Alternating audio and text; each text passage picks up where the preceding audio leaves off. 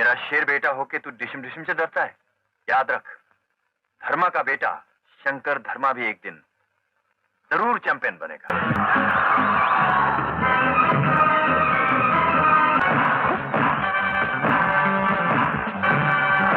इस मुक्के की ताकत जो जमीन पर पड़े और आसमान टूट जाए।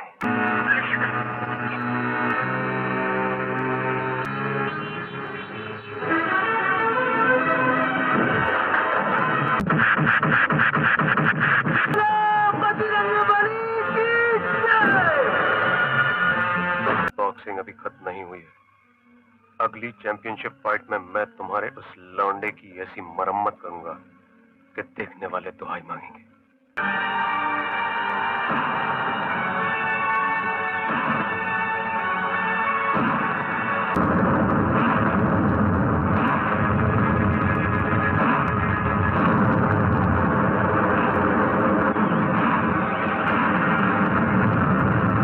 साबित करना चाहता था कि मेरी रगों में भी चैंपियन का खून है। दोस्तों, बॉलीवुड में आजकल स्पोर्ट्स थीम पर कई फिल्में बन रही है, लेकिन एक समय था जब बॉलीवुड फिल्म निर्माता खेल पर आधारित फिल्में बनाने के अधिक इच्छुक नहीं थे। 80 के दशक के अंत में प्रसिद्ध निर्देशक राज एन सिप्पी के पास एक बॉक्सर के जीवन के संघर्ष और उसके जीवन के उतार चढ़ाव के बारे में एक स्क्रिप्ट आया। सिल्वर स्टार स्टैलोन अभिनीत सुपरहिट हॉलीवुड फिल्म रॉकी से ये कहानी काफ़ी प्रभावित थी।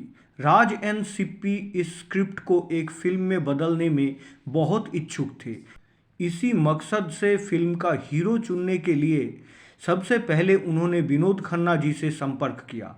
विनोद खन्ना को कहानी और स्क्रीन प्ले इतना पसंद आया कि उन्होंने फिल्म में काम करने के लिए तुरंत हामी भर दी। लेकिन फिल्म के डॉक्यूमेंटेशन और पेपर वर्क के दौरान विनोद खन्ना ने फिल्म इंडस्ट्री को अलविदा कहने और रजनीश के आश्रम जाने का फैसला किया। नतीजतन नायक के रूप में विनोद खन्ना के साथ इस फिल्म का निर्माण को जोरदार झटका पहुंच गया। राज एन सिप्पी बहुत निराश हुए। तब विनोद खन्ना ने उनसे कहा कि अगर वो कभी बॉलीवुड में दोबारा लौटते हैं तो वो राज एन सिप्पी के फिल्म के ज़रिए बॉलीवुड में अपनी दूसरी पारी या वापसी करेंगे। राज एन सिप्पी ने तब कुछ फिल्म निर्माताओं को ये कहानी सुनाई, लेकिन कोई भी प्रोड्यूसर इस कहानी को फिल्माने के लिए सहमत नहीं हुआ। उन्हें इस बात पर शक था कि दर्शकों को बॉक्सिंग के साथ जुड़े एक कहानी कितनी पसंद आएगी।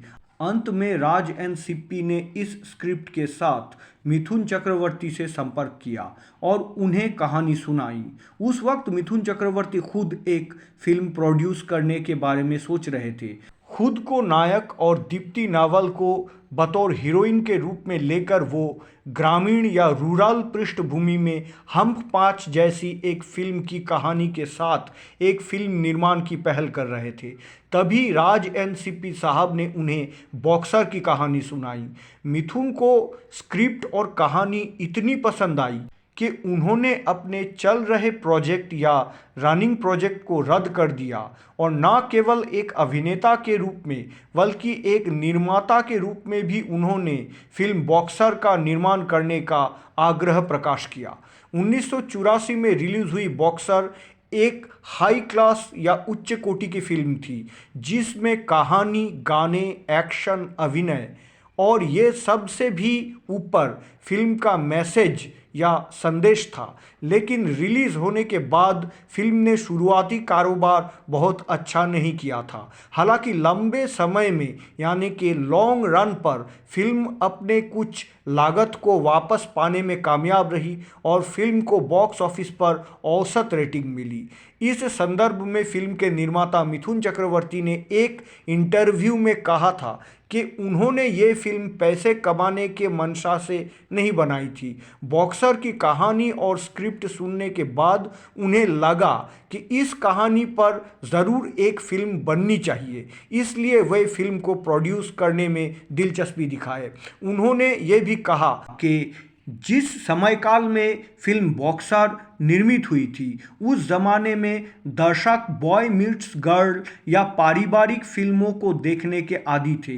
स्पोर्ट्स ड्रामा जॉनर की फिल्मों को एंजॉय करने की मानसिकता उन जमाने के दर्शकों के बीच ठीक डेवलप नहीं किया था, इसलिए अच्छी फिल्म होने के बावजूद बॉक्सर ने औसत कारोबार किया। हालांकि मिथुन चक्रवर्ती ने फिल्म में प्रोड्यूसर के रूप में अपने चचेरे भाई विजय उपाध्याय के नाम का इस्तेमाल किया था, ना कि अपने। बॉक्सर के मुख्य कलाकार थे मिथुन चक्रवर्ती, रति अग्निहोत्री, डैनी डेंगजोप्पा, तनुजा, परीक्षित साहनी, सुजीत कुमार और शरद सक्सेना। और फिल्म के निर्देशक थे खुद राज एन सिप्पी। ये भगवान सिर्फ उन लोगों का है जो हम जैसे गरीब लोगों की जिंदगी को बनाते हैं और बिगाड़ते हैं। इस फिल्म में डैनी ने मिथुन चक्रवर्ती के पिता की भूमिका निभाई थी, जो वास्तव में लगभग मिथुन चक्रवर्ती के ही हम उम्र के थे। मिथुन से महज 4 साल बड़ी तनुजा इस फिल्म में मिथुन की मां के रोल में नजर आई थी, लेकिन फिल्म की शुरुआत में मिथुन की मां के रूप में मौसमी चटर्जी और हीरोइन के रूप में श्रीदेवी को साइन किया गया था, लेकिन कुछ शेड्यूल पूरे होने के बाद दोनों ने तारीखों के मुद्दे के कारण फिल्म से अपने नाम वापस ले लिए। रति अग्निहोत्री फिल्म बॉक्सर की हीरोइन थी। ऐसा कहा जाता है कि मिथुन ने शुरुआत में अनीता राज को फिल्म में रोल देने का वादा किया था, लेकिन अंत में रति अग्निहोत्री को हीरोइन के रूप में साइन किए जाने से अनीता राज को भावनात्मक रूप से या मानसिक रूप से आघात पहुंचा और वो आघात के कारण डिप्रेशन में चली गई थी। हमारा शंकर एक रईस बिजनेसमैन नहीं बल्कि चोर है। तुम मुझे कभी कबूल नहीं होगे। I hate you. I hate. हालांकि मिथुन चक्रवर्ती ने इस घटना को अफवाह बताया था। मिथुन ने कहा कि उन्होंने और राज एन सिप्पी ने रति की पहली फिल्म एक दूजे के लिए रिलीज होने से पहले ही फिल्म बॉक्सर के लिए उनका नाम सोचे थे। इस फिल्म में मिथुन चक्रवर्ती के ओपोनेंट मुक्केबाज और मुख्य खलनायक की भूमिका में प्रसिद्ध हेंचमैन शरद सक्सेना नजर आए थे। शरद सक्सेना इससे पहले हिंदी फिल्मों में मेन विलेन के शागिर्द या भारे के गुंडे के रोल में नजर आते थे। मेन विलेन के रूप में बॉक्सर उनकी पहली फिल्म थी। शरद इस फिल्म के रिलीज होने के बाद अपने करियर में सुधार को लेकर काफ़ी आशान्वित थे। उन्होंने अपने करीबी दोस्तों के बीच यह भी कहा था कि बॉक्सर के रिलीज होने के बाद फिल्म इंडस्ट्री में बतौर विलेन उनकी पोजीशन या कद लगभग अमरीश पुरी के बराबर हो जाएगी, लेकिन शरद सक्सेना का सपना सफल नहीं हो सका क्योंकि बॉक्सर उम्मीद के मुताबिक सफल नहीं हुआ। लेकिन फिल्म बॉक्सर में खलनायक के रूप में उनके अभिनय को दर्शकों ने खूब पसंद किया। कई साल बाद शरद सक्सेना को फिर से आमिर खान अभिनीत फिल्म गुलाम में मेन विलेन की भूमिका में देखा गया था, जो कि एक मुक्केबाज था। बॉक्सर अमर अकबर एंथोनी के मशहूर हेंचमैन जुबेस्को उर्फ यूसुफ खान की भी आखिरी फिल्म थी।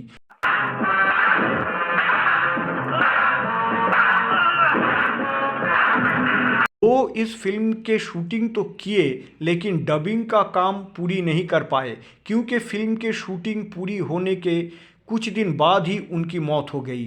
फिल्म का संगीत औसत था, लेकिन राहुल देव बर्मन द्वारा आशा भोसले और हरिहरन के डुएट है मुबारक आज का दिन रात आई है सुहानी, शादमानी ओ शादमानी, आज इतने साल बाद भी हर शादी में बजाया जाता है। जाने माने गीतकार गुलशन बावरा फिल्म के एक गीत के सीक्वेंस में एक्टिंग करते हुए नजर आए थे।